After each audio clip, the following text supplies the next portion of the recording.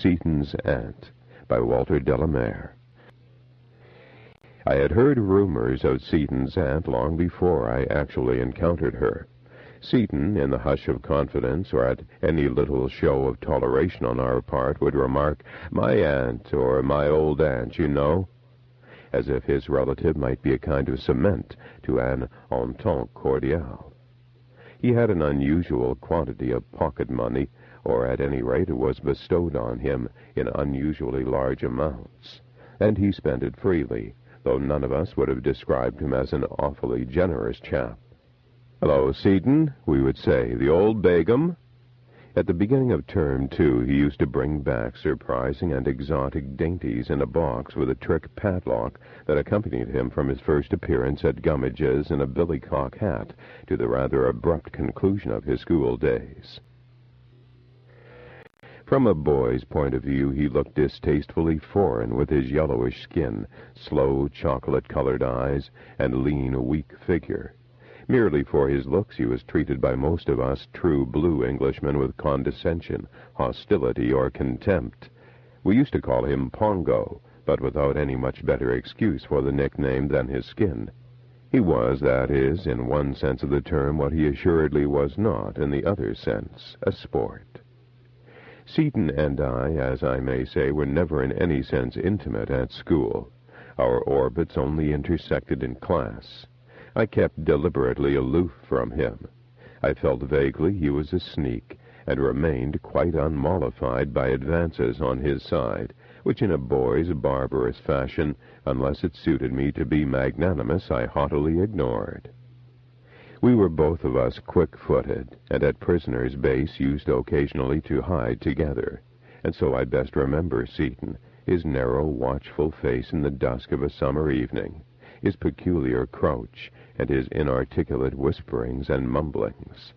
Otherwise he played all games slackly and limply, used to stand and feed at his locker with a crony or two until his tuck gave out, or waste his money on some outlandish fancy or other. He bought, for instance, a silver bangle which he wore above his left elbow, until some of the fellows showed their masterly contempt of the practice by dropping it nearly red-hot down his neck. It needed, therefore, a rather peculiar taste and a rather rare kind of schoolboy courage and indifference to criticism to be much associated with him, and I had neither the taste nor probably the courage. Nonetheless, he did make advances, and on one memorable occasion went to the length of bestowing on me a whole pot of some outlandish mulberry-colored jelly that had been duplicated in his term supplies. In the exuberance of my gratitude, I promised to spend the next half-term holiday with him at his aunt's house. I had clean forgotten my promise when, 2 or 3 days before the holiday, he came up and triumphantly reminded me of it. "Oh, well, to tell you the honest truth, Seaton, old chap," I began graciously, but he cut me short. "My aunt expects you," he said. "She is very glad you're coming. She's sure to be quite decent to you, Withers." I looked at him in sheer astonishment. The emphasis was so uncalled for. It seemed to suggest an aunt not hitherto hinted at, and a friendly feeling on Seaton's side that was far more disconcerting than welcome. We reached his aunt's house partly by train, partly by a lift in an empty farm cart, and partly by walking. It was a whole-day holiday, and we were to sleep the night. He lent me extraordinary night gear, I remember. The village street was unusually wide, and was fed from a green by 2 converging roads, with an inn and a high green sign at the corner. About 100 yards down the street was a chemist's shop, a Mr. Tanner's. We descended the 2 steps into his dusky and odorous interior to buy, I remember, some rat poison. A little beyond the chemist's was the forge. You then walked along a very narrow path, under a fairly high wall, nodding here and there with weeds and tufts of grass, and so came to the iron garden gates, and saw the high flat house behind its huge sycamore. A coach-house stood on the left of the house, and on the right a gate led into a kind of rambling orchard. The lawn lay away over to the left again, and at the bottom, for the whole garden sloped gently to a sluggish and rushy pond-like stream, was a meadow. We arrived at noon and entered the gates out of the hot dust beneath the glitter of the dark curtained windows. Seaton led me at once through the little garden gate to show me his tadpole pond, swarming with what, being myself not in the least interested in low life, seemed to me the most horrible creatures, of all shapes, consistencies, and sizes, but with which Seaton was obviously on the most intimate of terms. I can see his absorbed face now as, squatting on his heels, he fished the slimy things out in his sallow palms. Wearying at last of these pets, we loitered about a while in an aimless fashion. Seaton seemed to be listening, or at any rate waiting for something to happen or for someone to come. But nothing did happen, and no one came. That was just like Seaton. Anyhow, the first view I got of his aunt was when, at the summons of a distant gong, we turned from the garden, very hungry and thirsty, to go into luncheon. We were approaching the house when Seaton suddenly came to a standstill. Indeed, I have always had the impression that he plucked at my sleeve. Something at least seemed to catch me back, as it were, as he cried, "Look out, there she is!" She was standing at an upper window, which opened wide on a hinge, and at first sight she looked an excessively tall and overwhelming figure. This, however, was mainly because the window reached all but to the floor of her bedroom. She was in reality rather an undersized woman, in spite of her long face and big head. She must have stood, I think, unusually still, with eyes fixed on us, though this impression may be due to Seaton's sudden warning and to my consciousness of the cautious and subdued air that had fallen on him at the sight of her. I know that without the least reason in the world I felt a kind of guiltiness, as if I had been caught. There was a silvery star pattern sprinkled on her black silk dress, and even from the ground I could see the immense coils of her hair, and the rings on her left hand which was held fingering the small jet buttons of her bodice.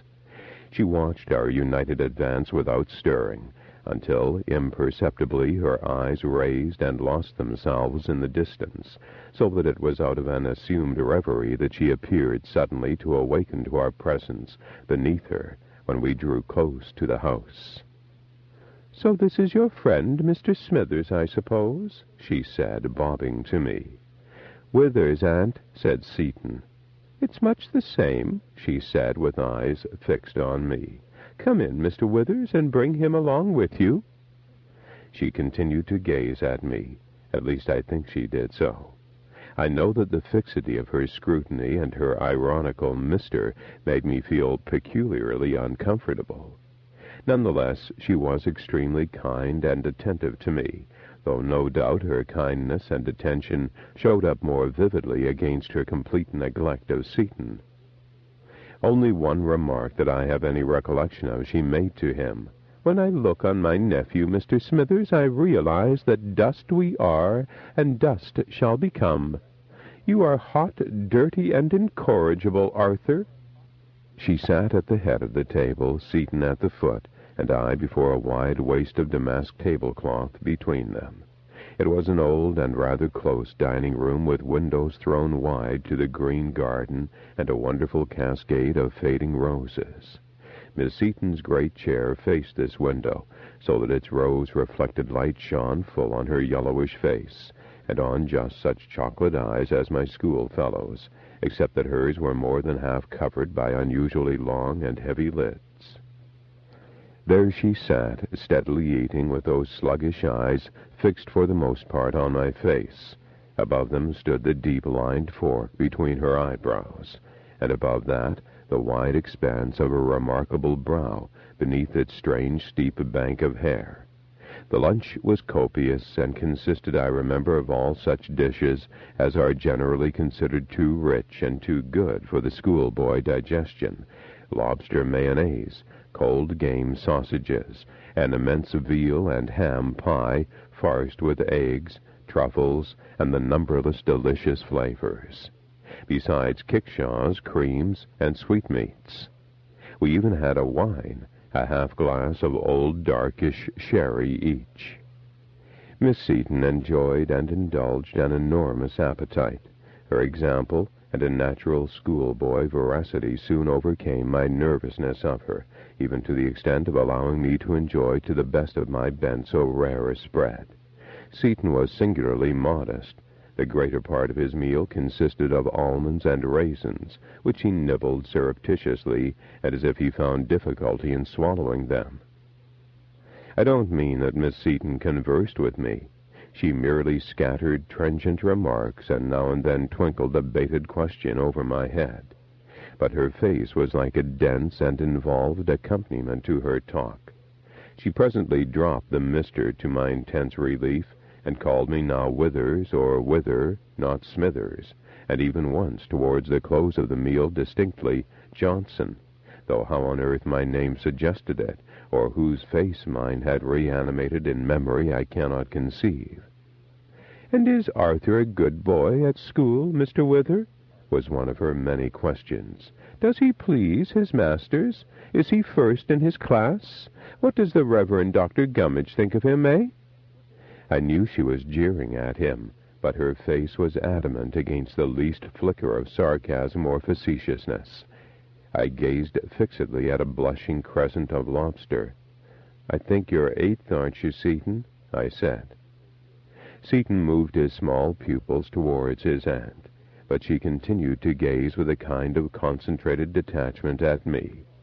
"Arthur will never make a brilliant scholar, I fear," she said, lifting a dexterously burdened fork to her wide mouth.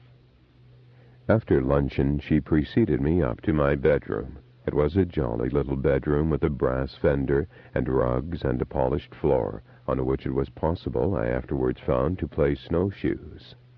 Over the washstand was a little black-framed water-colored drawing, depicting a large eye with an extremely fish-like intensity in the spark of light on the dark pupil. And in illuminated lettering beneath was printed very minutely, "Thou God seest me," followed by a long looped monogram, "S.S." in the corner.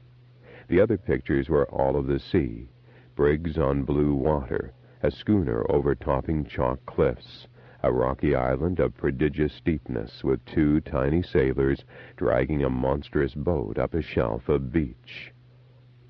"This is the room, Withers, my poor dear brother William died in when a boy. Admire the view." I looked out of the window across the tree-tops. It was a day hot with sunshine over the green fields, and the cattle were standing swishing their tails in the shallow water. But the view at the moment was no doubt made more vividly impressive by the apprehension that she would presently inquire after my luggage, and I had brought not even a toothbrush. I need have had no fear. Hers was not that highly civilized type of mind that is stuffed with sharp material details, nor could her ample presence be described as in the least motherly. "I would never consent to question a schoolfellow behind my nephew's back," she said, standing in the middle of the room. "But tell me, Smithers, why is Arthur so unpopular? You, I understand, are his only close friend." She stood in the dazzle of sun, and out of it her eyes regarded me with such leaden penetration beneath their thick lids that I doubt if my face concealed the least thought from her. "But there, there," she added very suavely, stooping her head a little, "don't trouble to answer me. I never extort an answer. Boys are queer fish.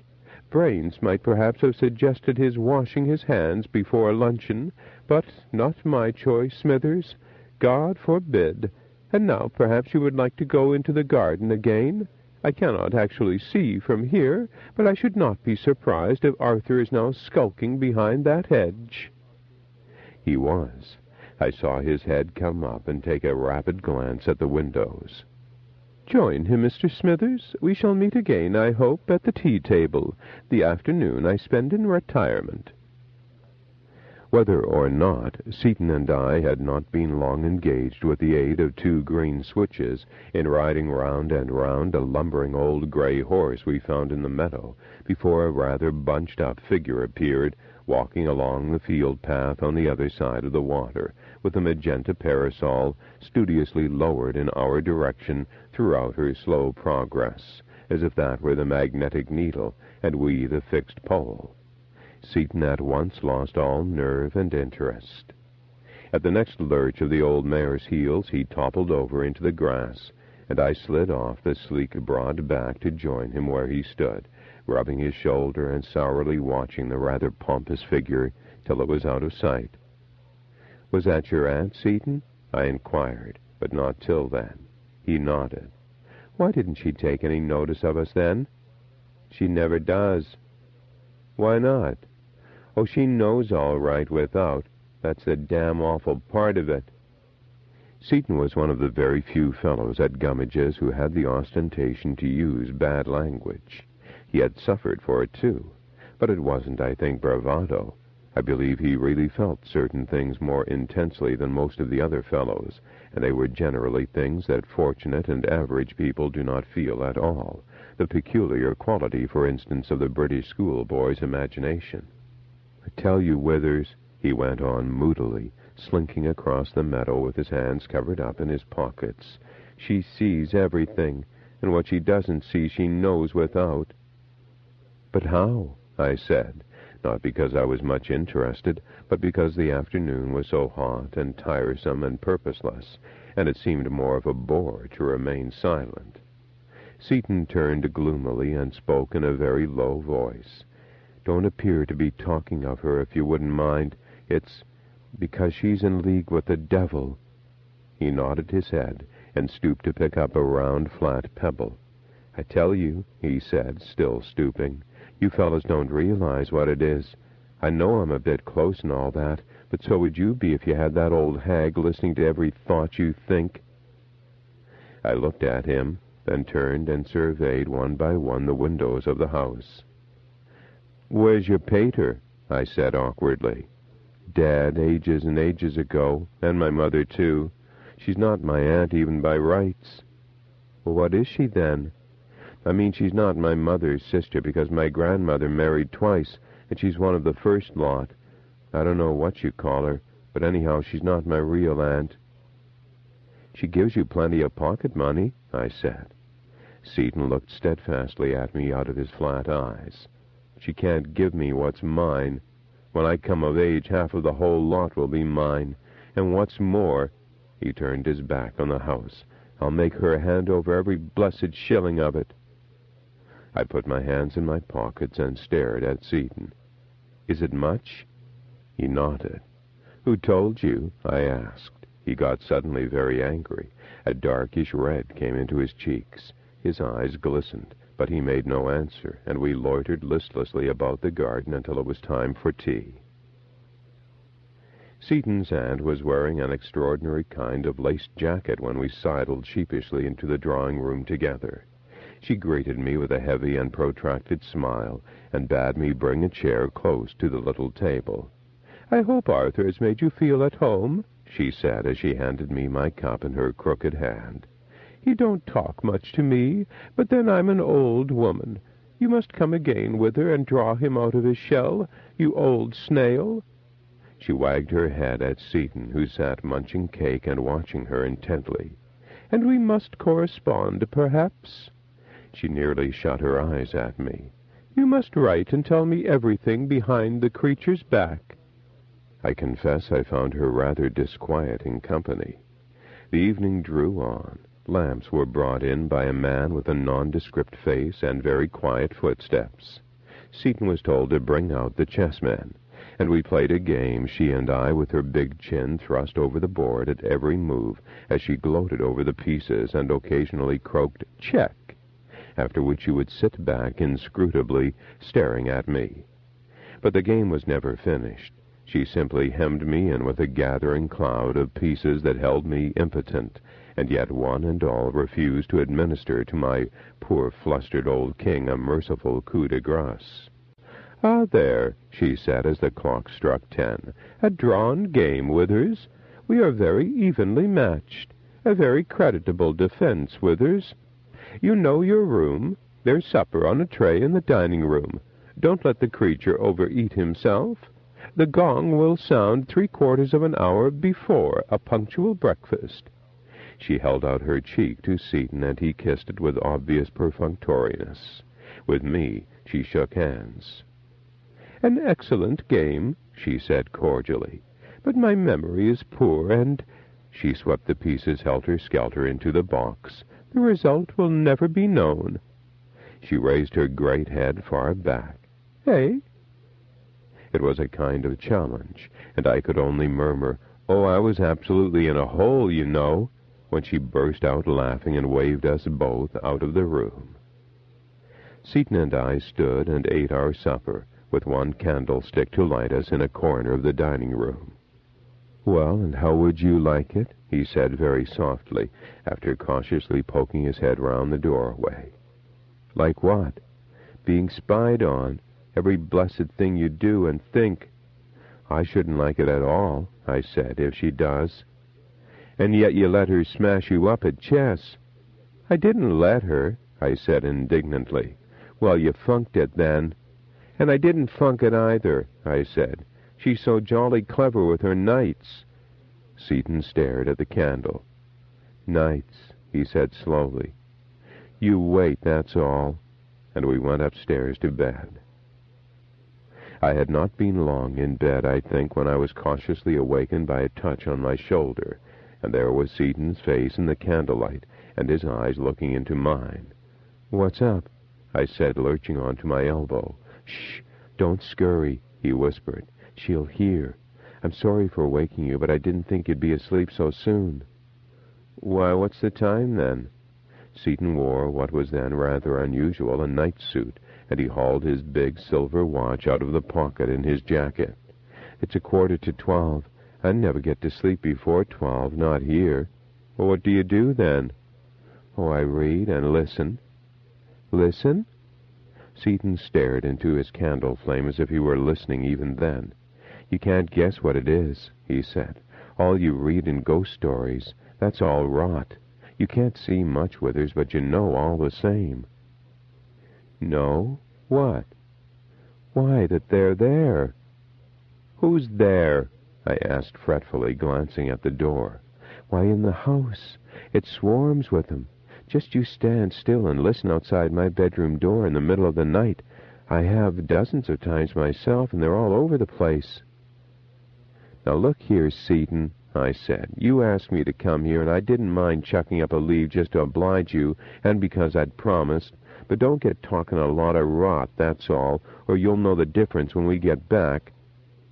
"Don't fret," he said coldly, turning away. "I shan't be at school long. And what's more, you're here now, and there isn't anybody else to talk to. I'll chance the other." "Look here, Seaton," I said. "You may think you're going to scare me with a lot of stuff about voices and all that, but I'll just thank you to clear out, and you may please yourself about pottering about all night." He made no answer. He was standing by the dressing-table, looking across his candle into the looking-glass. He turned and stared slowly round the walls. "Even this room's nothing more than a coffin. I suppose she told you it's all exactly the same as when my brother William died. Trust her for that. And good luck to him, say I. Look at that." He raised his candle close to the little watercolor I have mentioned. "There's hundreds of eyes like that in this house, and even if God does see you, he takes precious good care you don't see him, and it's just the same with them. I tell you what, Withers, I'm getting sick of all this. I shan't stand it much longer."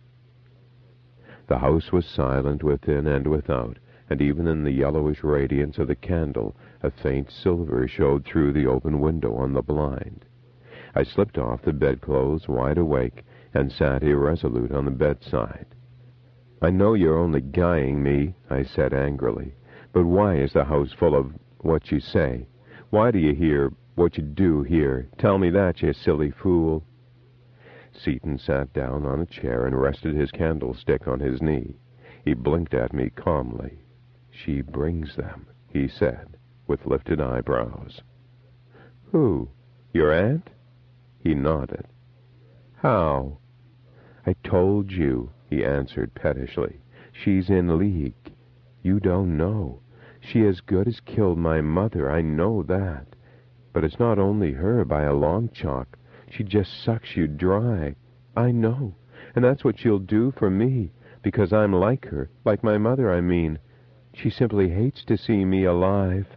I wouldn't be like that old she-wolf for £1,000,000, and so—" He broke off with a comprehensive wave of his candlestick. "They're always here.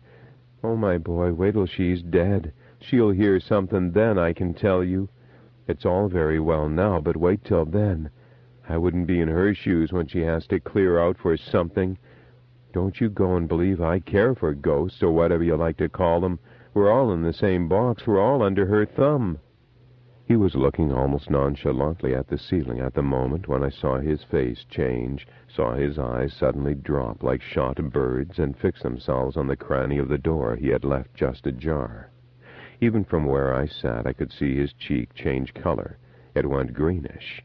He crouched without stirring like an animal, and I, scarcely daring to breathe, sat with creeping skin, sourly watching him. His hands relaxed, and he gave a kind of sigh. "Was that one?" I whispered with a timid show of jauntiness. He looked round, opened his mouth, and nodded. "What?" I said. He jerked his thumb with meaningful eyes, and I knew that he meant that his aunt had been there listening at our door cranny. "Now look here, Seaton," I said once more, wriggling to my feet. "You may think I'm a jolly noodle, just as you please, but your aunt has been civil to me and all that, and I don't believe a word you say about her, that's all, and never did. Every fellow's a bit off his pluck at night, and you may think it a fine sport to try your rubbish on me. I heard your aunt come upstairs before I fell asleep, and I'll bet you a level tanner she's in bed now. What's more, you can keep your blessed ghost to yourself. It's a guilty conscience, I should think." Seaton looked at me intently, without answering for a moment. "I'm not a liar, Withers, but I'm not going to quarrel either. You're the only chap I care a button for, or at any rate you're the only chap that's ever come here, and it's something to tell a fellow what you feel. I don't care a fig for 50,000 ghosts, although I swear on my solemn oath that I know they're here. But she—" and he turned deliberately. "You laid it, Tanner, she's in bed, Withers. Well, I know different. She's never in bed much of the night, and I'll prove it, too, just to show you I'm not such a nolly as you think I am. Come on." "Come on where?" "Why, to see." I hesitated. He opened a large cupboard and took out a small, dark dressing gown and a kind of shawl jacket. He threw the jacket on the bed and put on the gown. His dusky face was colorless, and I could see by the way he fumbled at the sleeves he was shivering. But it was no good showing the white feather now. So I threw the tasseled shawl over my shoulders, and leaving our candle brightly burning on the chair, we went out together and stood in the corridor. "Now then, listen," Seaton whispered. We stood leaning over the staircase. It was like leaning over a well, so still and chill the air was all around us.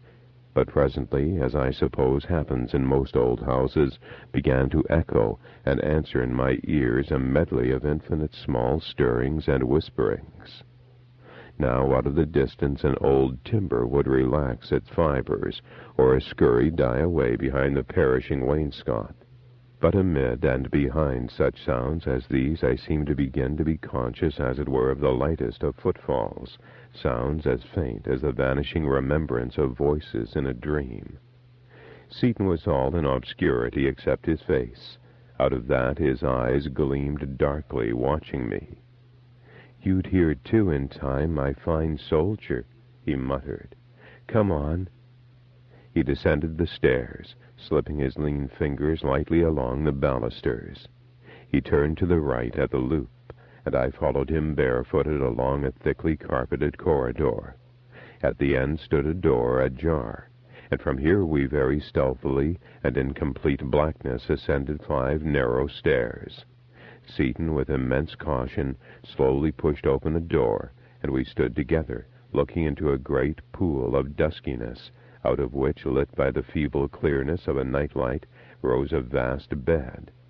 A heap of clothes lay on the floor. Beside them 2 slippers dozed, with noses each to each, a foot or 2 apart. Somewhere a little clock tickled huskily. There was a close smell. Lavender and eau de cologne mingled with the fragrance of ancient sachets, soap, and drugs. Yet it was a scent even more peculiarly compounded than that. And the bed, I stared warily in. It was mounded gigantically, and it was empty. Seaton turned a vague, pale face, all shadows. "What did I say?" he muttered. Who's the fool now, I say? Oh, how are we going to get back without meeting her, I say? Answer me that. Oh, I wish to God you hadn't come here with us." He stood audibly shivering in his skimpy gown, and could hardly speak for his teeth chattering. And very distinctly, in the hush that followed his whisper, I heard approaching a faint, unhurried, voluminous rustle. Seaton clutched my arm, dragged me to the right across the room to a large cupboard, and drew the door close to on us. And presently, as with bursting lungs, I peeped out into the long, low, curtained bedroom, waddled in that wonderful great head and body. I can see her now, all patched and lined with shadow, her tied-up hair, and she must have had enormous quantities of it for so old a woman, her heavy lids above those flat, slow, vigilant eyes. She just passed across my ken in the vague dusk, but the bed was out of sight. We waited on and on, listening to the clock's muffled ticking. Not the ghost of a sound rose up from the great bed. Either she lay archly listening, or slept a sleep serener than an infant's. And when it seemed we had been hours in hiding, and were cramped, chilled, and half suffocated, we crept out on all fours, with terror knocking at our ribs, and so down the 5 narrow stairs, and back to the little candle-lit blue and gold bedroom. Once there, Seaton gave in. He sat livid on a chair with closed eyes. "Here," I said, shaking his arm. "I'm going to bed. I've had enough of this foolery. I'm going to bed." His lips quivered, but he made no answer. I poured out some water into my basin, and with that cold, pictured azure eye fixed on us, bespattered Seaton's sallow face and forehead, and dabbled his hair. He presently sighed and opened fish-like eyes. "Come on," I said. "Don't get shamming, there's a good chap. Get on my back if you like, and I'll carry you into your bedroom." He waved me away and stood up. So with my candle in one hand, I took him under the arm and walked him along according to his direction down the corridor. His was a much dingier room than mine, and littered with boxes, paper, cages, and clothes. I huddled him into bed and turned to go.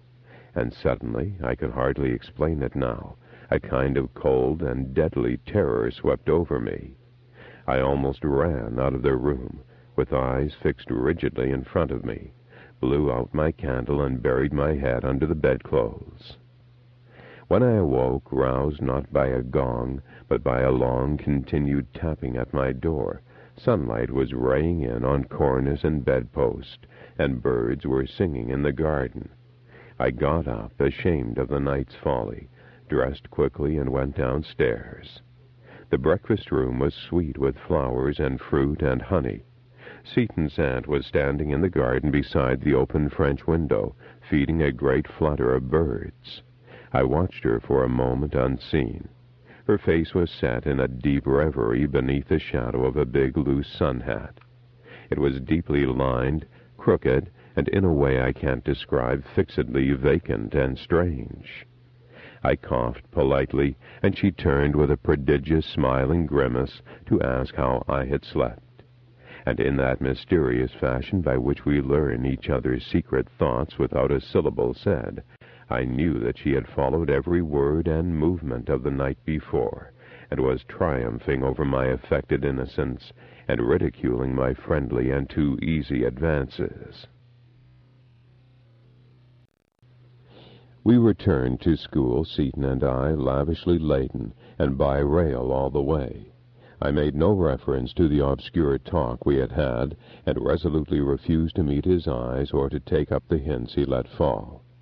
I was relieved, and yet I was sorry to be going back, and strode on as fast as I could from the station, with Seaton almost trotting at my heels. But he insisted on buying more fruit and sweets, my share of which I accepted with a very bad grace.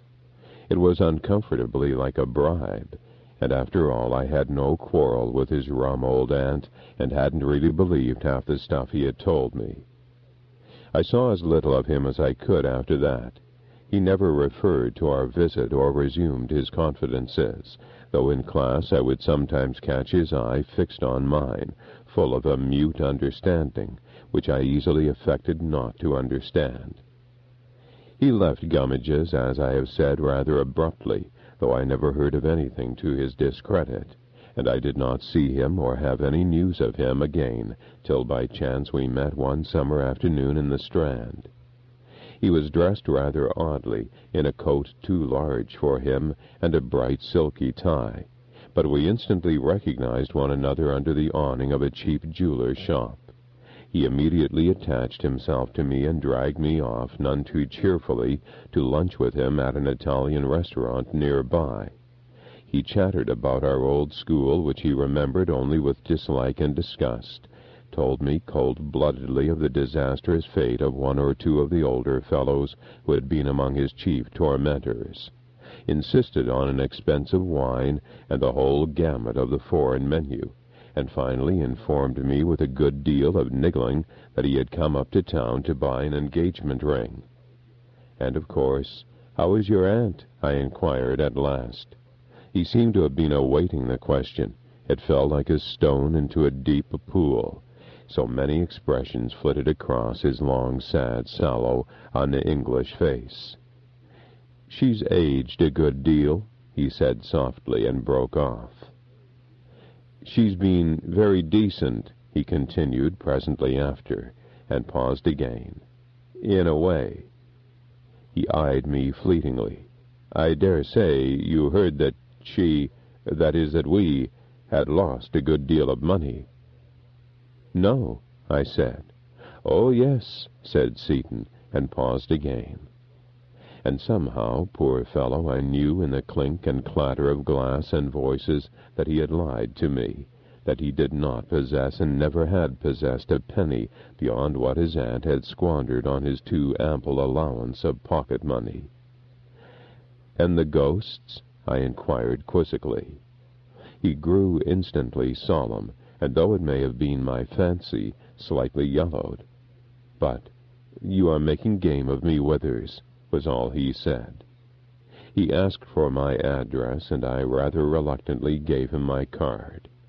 "Look here, Withers," he said, as we stood together in the sunlight on the curb, saying good-bye. "Here I am, and it's all very well. I'm not perhaps as fanciful as I was, but you are practically the only friend I have on earth, except Alice. And there, to make a clean breast of it, I'm not sure that my aunt cares much about my getting married. She doesn't say so, of course. You know her well enough for that." He looked sidelong at the rattling, gaudy traffic. "What I was going to say is this. Would you mind coming down? You needn't stay the night unless you please, though of course you know you would be awfully welcome.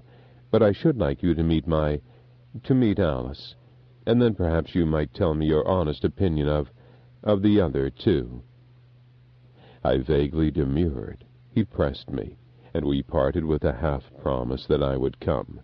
He waved his bald-topped cane at me and ran off in his long jacket after a bus. A letter arrived soon after in his small, weak handwriting, giving me full particulars regarding route and trains, and without the least curiosity, even perhaps with some little annoyance that chances should have thrown us together again, I accepted his invitation, and arrived one hazy midday at his out-of-the-way station, to find him sitting on a low seat under a clump of double hollyhocks awaiting me. He looked preoccupied and singularly listless, but seemed none the less to be pleased to see me. We walked up the village street, past the little dingy apothecaries and the empty forge, and as on my first visit, skirted the house together, and instead of entering by the front door, made our way down the green path into the garden at the back. A pale haze of cloud muffled the sun. The garden lay in a gray shimmer, its old trees, its snap-dragoned, faintly glittering walls. but now there was an air of slovenliness, where before all had been neat and methodical. In a patch of shallowly dug soil stood a worn-down spade, leaning against a tree. There was an old decayed wheelbarrow. The roses had run to leaf and briar, the fruit trees were unpruned. The goddess of neglect had made it her secret resort. "You ain't much of a gardener, Seaton," I said at last, with a sigh of relief. "I think, do you know, I like it best like this," said Seaton. "We haven't any man now, of course. Can't afford it." He stood staring at his little dark oblong of freshly turned earth. "And it always seems to me," he went on ruminatingly, "that after all we are all nothing better than interlopers on the earth, disfiguring and staining wherever we go. It may sound shocking blasphemy to say so, but then it's different here, you see. We are further away." "To tell you the truth, Seaton, I don't quite see," I said. "But it isn't a new philosophy, is it? Anyhow, it's a precious beastly one." "It's only what I think," he replied with all his odd, old, stubborn meekness. "And one thinks as one is." We wandered on together, talking little, and still with that expression of uneasy vigilance on Seaton's face. He pulled out his watch as we stood gazing idly over the green meadows and the dark, motionless bulrushes. "I think perhaps it's nearly time for lunch," he said. "Would you like to come in?" We turned and walked slowly towards the house, across whose windows I confess my own eyes too went restlessly meandering in search of its rather disconcerting inmate. There was a pathetic look of bedraggledness, of want of means and care, rust and overgrowth and faded paint. Seaton's aunt, a little to my relief, did not share our meal. So he carved the cold meat and dispatched a heaped-up plate by an elderly servant for his aunt's private consumption. We talked little and in half-suppressed tones, and sipped some Madeira which Seaton, after listening for a moment or two, fetched out of the great mahogany sideboard. I played him a dull and effortless game of chess, yawning between the moves he himself made almost at haphazard, and with attention elsewhere engaged. Towards 5 o'clock came the sound of a distant ring, and Seaton jumped up, overturning the board, and so ended a game that else might have fatuously continued to this day. He effusively excused himself, and after some little while returned with a slim, dark, pale-faced girl of about 19, in a white gown and hat, to whom I was presented with some little nervousness as his dear old friend and schoolfellow. We talked on in the golden afternoon light, still, as it seemed to me, and even in spite of our efforts to be lively and gay, in a half-suppressed, lackluster fashion. We all seemed, if it were not my fancy, to be expectant, to be almost anxiously awaiting an arrival, the appearance of someone whose image filled our collective consciousness. Seaton talked least of all, and in a restless, interjectory way, as he continually fidgeted from chair to chair. At last he proposed a stroll in the garden before the sun should have quite gone down. Alice walked between us. Her hair and eyes were conspicuously dark against the whiteness of her gown. She carried herself not ungracefully, and yet with peculiar little movement of her arms and body, and answered us both without turning her head. There was a curious provocative reserve in that impassive, melancholy face. It seemed to be haunted by some tragic influence of which she herself was unaware. And yet, somehow I knew, I believe we all knew, that this walk, this discussion of their future plans was a futility. I had nothing to base such skepticism on, except only a vague sense of oppression, of foreboding consciousness of some inert, invincible power in the background, to whom optimistic plans and love-making and youth are as chaff and thistledown. We came back, silent, in the last light. Seaton's aunt was there under an old brass lamp. Her hair was as barbarously massed and curled as ever. Her eyelids, I think, hung even a little heavier in age over their slow-moving, inscrutable pupils. We filed in softly out of the evening, and I made my bow. "In this short interval, Mr. Withers," she remarked amiably, "you have put off youth, put on the man.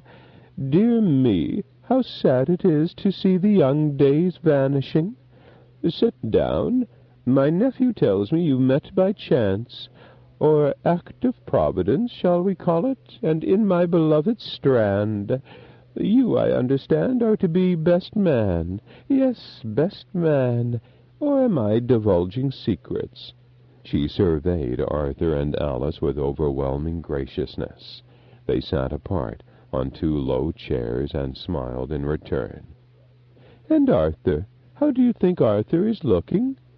"I think he looks very much in need of a change," I said. "A change, indeed." She all but shut her eyes at me, and with an exaggerated sentimentality shook her head. "My dear Mr. Withers, are we not all in need of a change in this fleeting world?" She mused over the remark like a connoisseur. "And you," she continued, turning abruptly to Alice, "I hope you pointed out to Mr. Withers all my pretty bits?" "We only walked round the garden," the girl replied. Then, glancing at Seaton, added almost inaudibly, "It's a very beautiful evening." "Is it?" said the old lady, starting up violently. "Then on this very beautiful evening we will go in to supper. Mr. Withers, your arm. Arthur, bring your bride."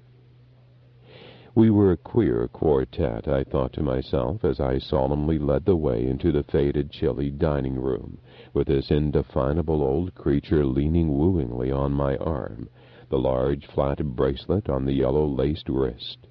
She fumed a little, breathing heavily, but as if with an effort of the mind rather than of the body, for she had grown much stouter and yet a little more proportionate.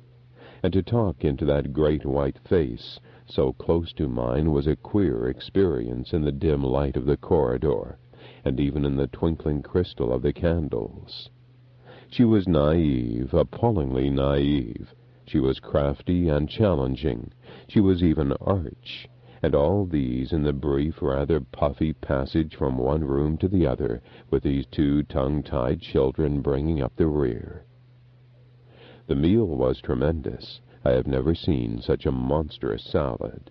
But the dishes were greasy and over-spiced, and were indifferently cooked. One thing only was quite unchanged. My hostess's appetite was as gargantuan as ever. The heavy silver candelabra that lighted us stood before her high-backed chair.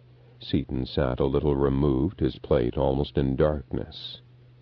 And throughout this prodigious meal his aunt talked, mainly to me, mainly at him, but with an occasional satirical sally at Alice, and muttered explosions of reprimand to the servant. She had aged, and yet, if it be not nonsense to say so, seemed no older. I suppose to the Pyramids a decade is but as the rustling down of a handful of dust, and she reminded me of some such unshakable prehistoricism.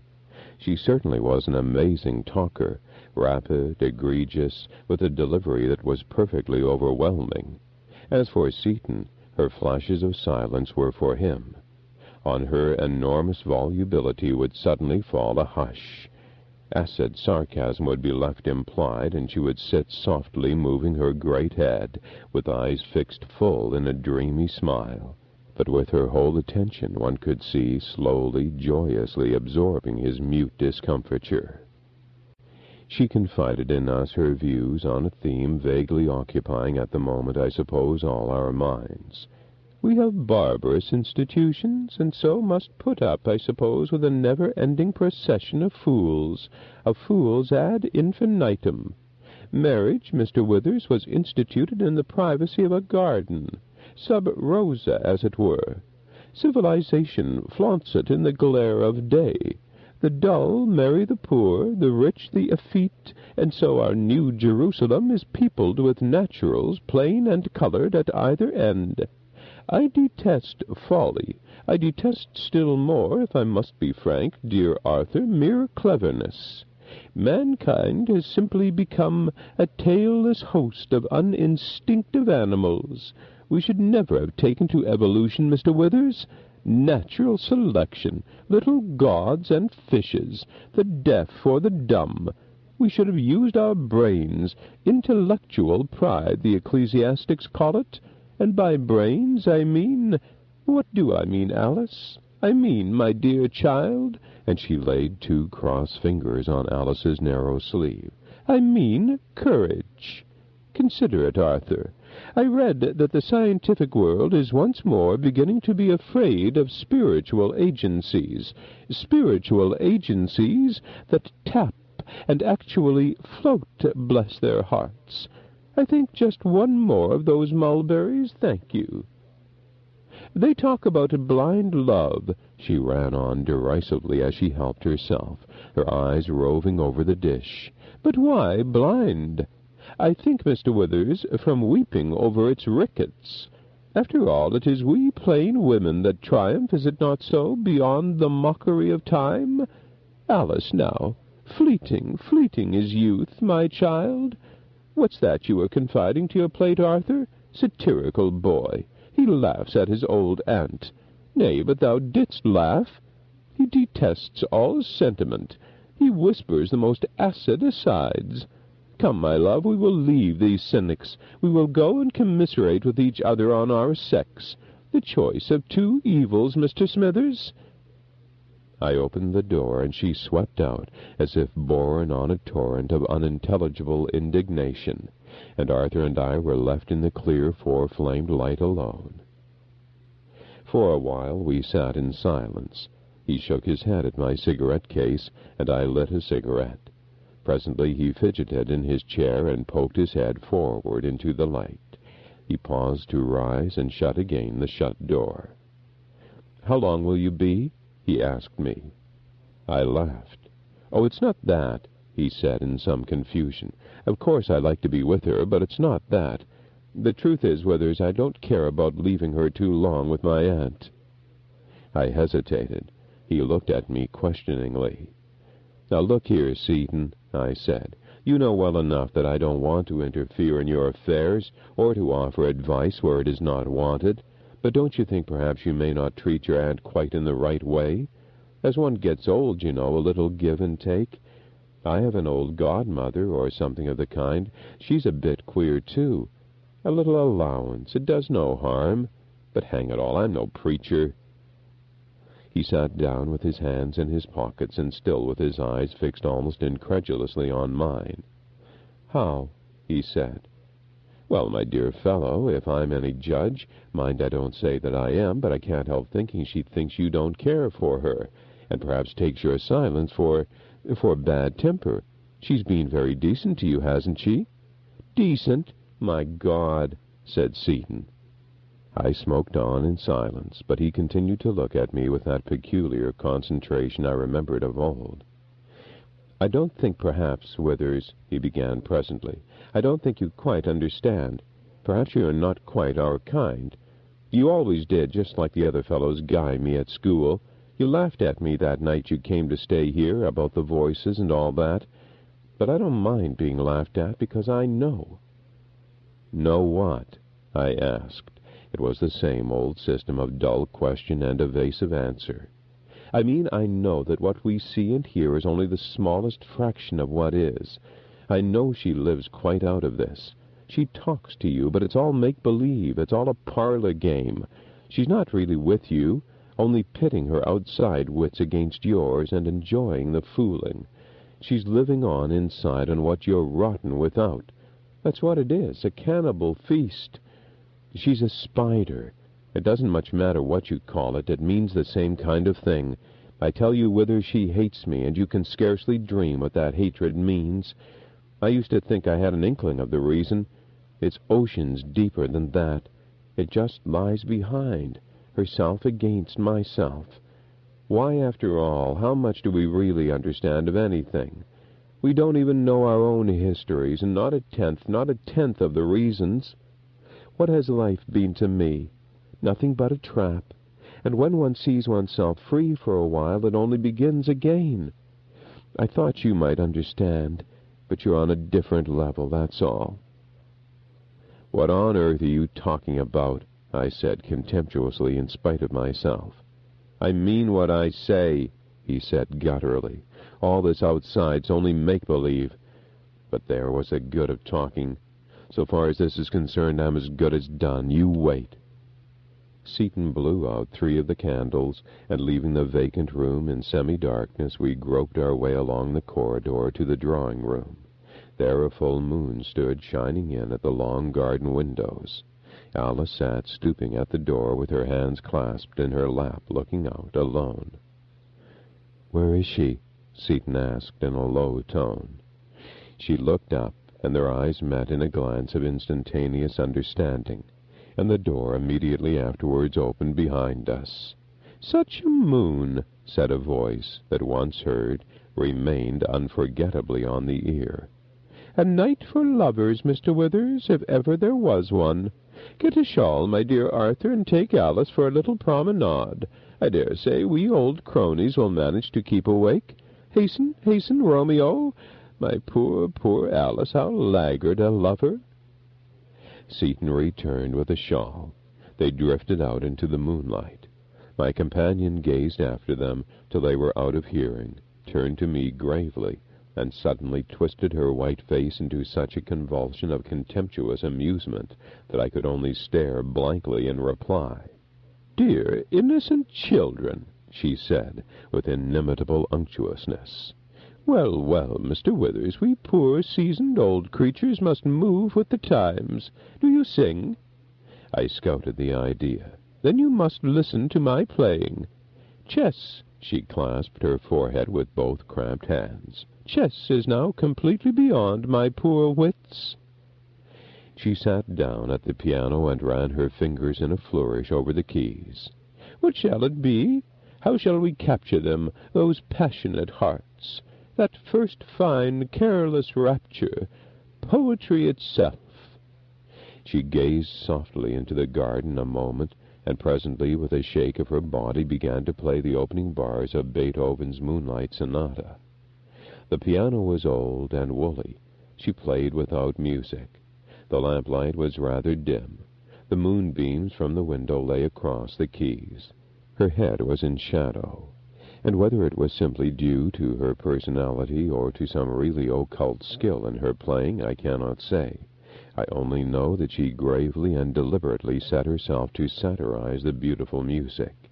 It brooded on the air, disillusioned, charged with mockery and bitterness.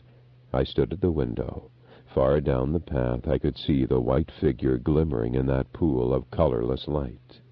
A few faint stars shone, and still that amazing woman behind me dragged out of the unwilling keys her wonderful grotesquerie of youth and love and beauty.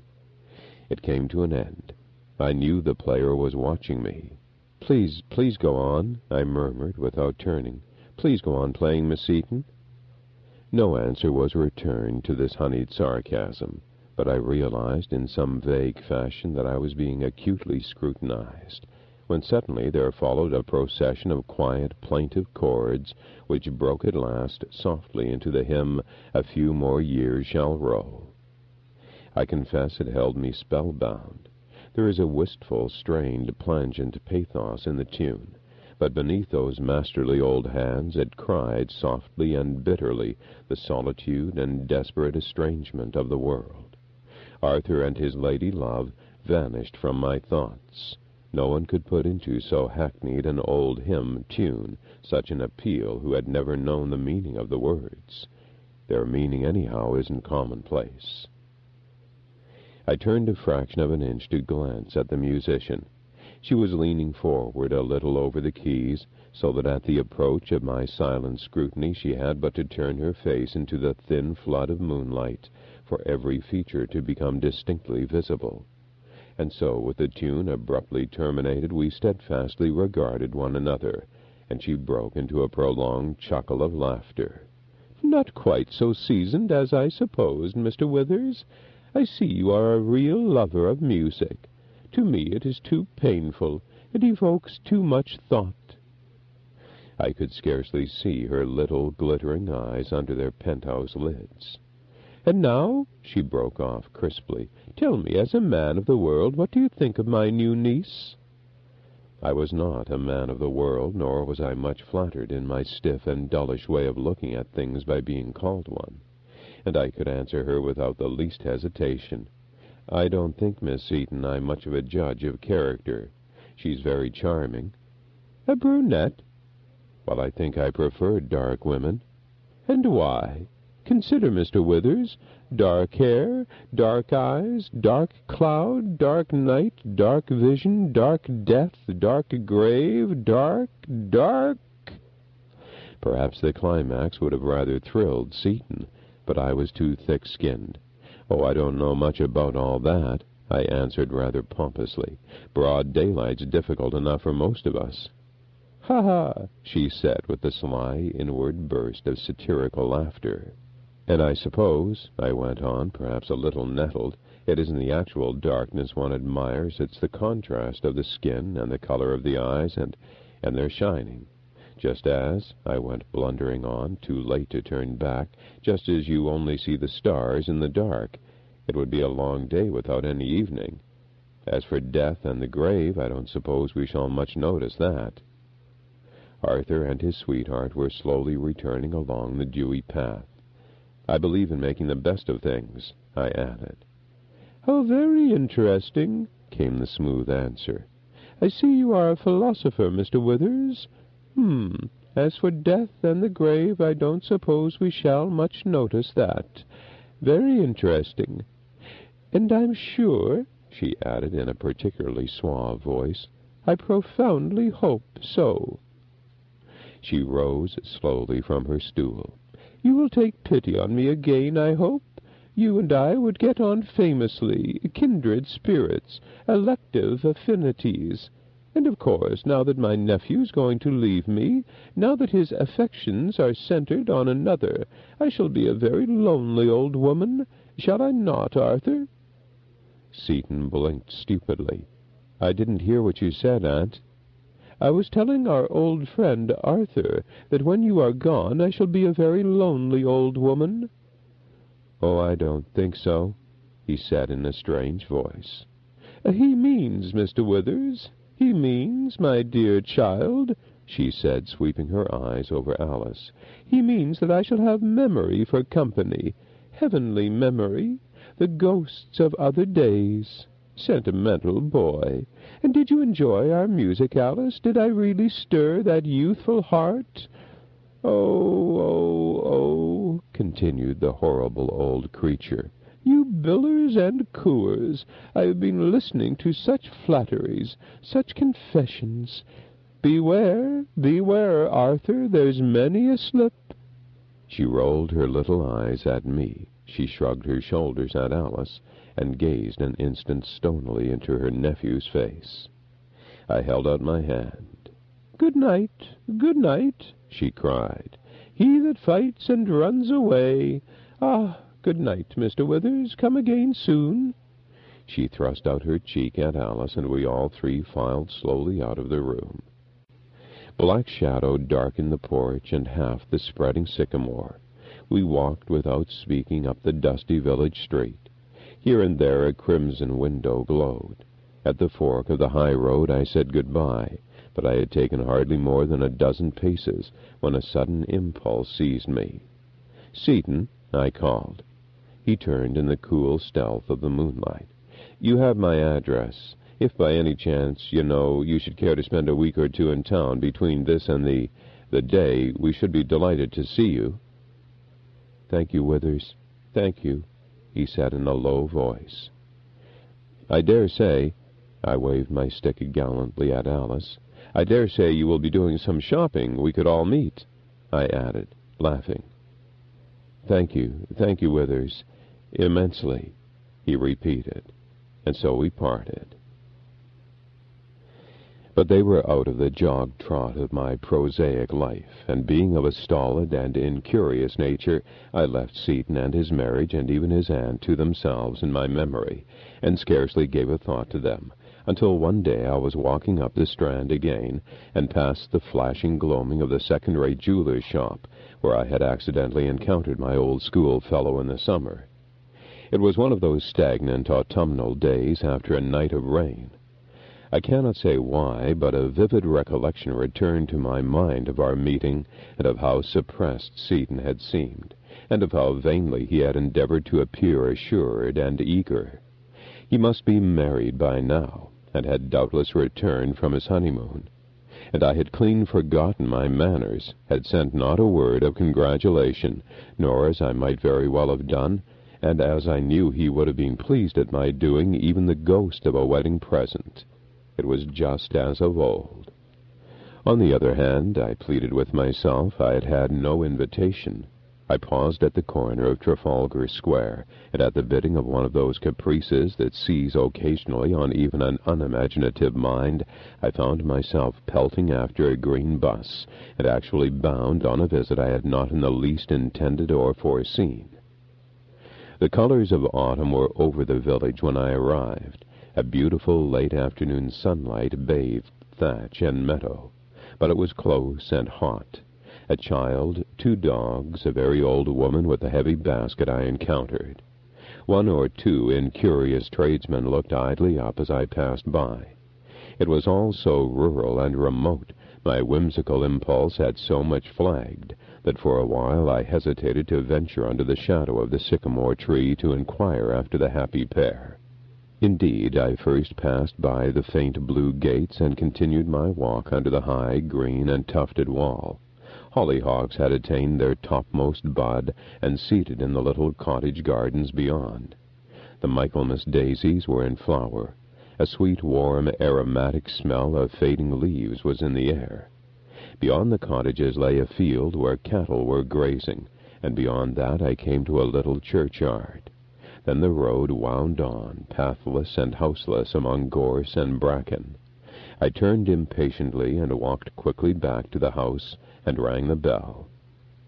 The rather colorless elderly woman who answered my inquiry informed me that Miss Seaton was at home, as if only taciturnity forbade her adding, "But she doesn't want to see you." "Might I, do you think, have Mr. Arthur's address?" I said. She looked at me with quiet astonishment, as if waiting for an explanation. Not the faintest of smiles came into her thin face. "I will tell Miss Seaton," she said after a pause. "Please walk in." She showed me into the dingy, undusted drawing-room, filled with evening sunshine, and with the green-dyed light that penetrated the leaves overhanging the long French windows. I sat down and waited on and on, occasionally aware of a creaking footfall overhead. At last the door opened a little, and the great face I had once known peered round at me. For it was enormously changed, mainly, I think, because the aged eyes had rather suddenly failed, and so a kind of stillness and darkness lay over its calm and wrinkled pallor. "Who is it?" she asked. I explained myself and told her the occasion of my visit. She came in, shut the door carefully after her, and though the fumbling was scarcely perceptible, groped her way to a chair. She had on an old dressing-gown like a cassock of a patterned cinnamon color. "What is it you want?" she said, seating herself and lifting her blank face to mine. "Might I just have Arthur's address?" I said deferentially. "I am so sorry to have disturbed you." You have come to see my nephew?" "Not necessarily to see him, only to hear how he is, and of course Mrs. Seaton too. I'm afraid my silence must have appeared—" "He hasn't noticed your silence," croaked the old voice out of the great mask. "Besides, there isn't any Mrs. Seaton." "Ah, then," I answered after a momentary pause, "I have not seemed so black as I painted myself. And how is Miss Outram?" "She's gone into Yorkshire," answered Seaton's aunt. "And Arthur, too?" She did not reply, but simply sat blinking at me with lifted chin, as if listening, but certainly not for what I might have to say. I began to feel rather at a loss. "You were no close friend of my nephew's, Mr. Smithers?" she said presently. "No," I answered, welcoming the cue. "And yet, do you know, Miss Seaton, he is one of the very few of my old schoolfellows I have come across in the last few years, and I suppose as one gets older one begins to value old associations." My voice seemed to trail off into a vacuum. "I thought Miss Outram," I hastily began again, "a particularly charming girl. I hope they're both quite well." Still the old face solemnly blinked at me in silence. "You must find it very lonely, Miss Seaton, with Arthur away?" "I was never lonely in my life," she said sourly. "I don't look to flesh and blood for my company. When you've got to be my age, Mr. Smithers, which God forbid, you'll find life a very different affair from what you seem to think it is now. You won't seek company then, I'll be bound. It's thrust on you." Her face edged round into the clear green light, and her eyes groped, as it were, over my vacant, disconcerted face. "I dare say now," she said, composing her mouth, "I dare say my nephew told you a good many taradiddles in his time. Oh, yes, a good many, eh? He was always a liar. What, now, did he say of me, Tell me now."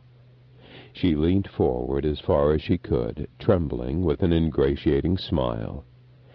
"I think he is rather superstitious," I said, coldly, "but honestly I have a very poor memory, Miss Seaton." "Why?" she said. "I haven't." "The engagement hasn't been broken off, I hope," I said. "Well, between you and me," she said, shrinking up, and with an immensely confidential grimace, "it has." "Oh, I'm sure I'm very sorry to hear it. And where is Arthur?" "Eh?" "Where is Arthur?" We faced each other mutely among the dead, old, bygone furniture. Past all my analysis was that large, flat, gray, cryptic countenance. And then, suddenly, our eyes for the first time really met.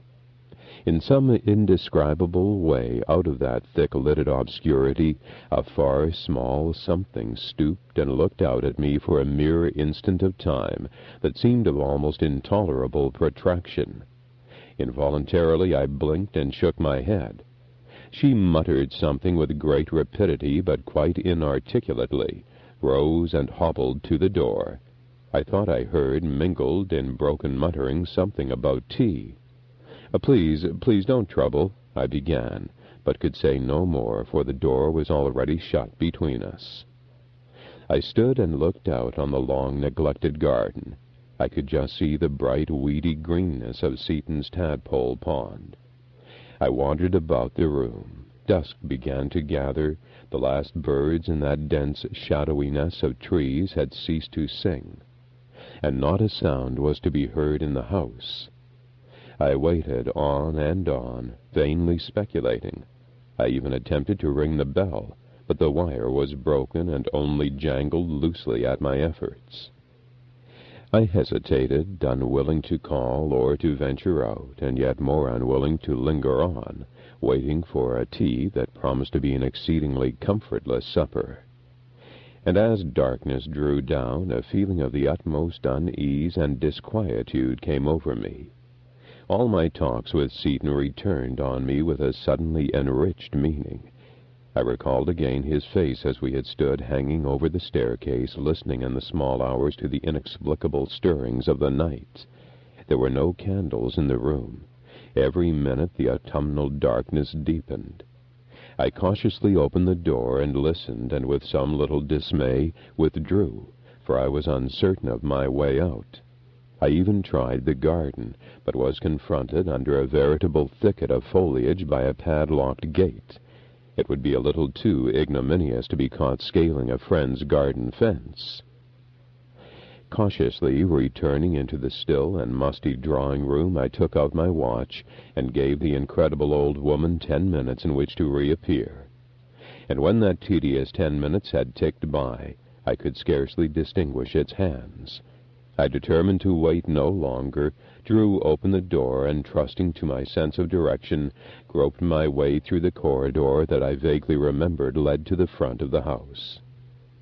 I mounted 3 or 4 stairs, and lifting a heavy curtain, found myself facing the starry fanlight of the porch.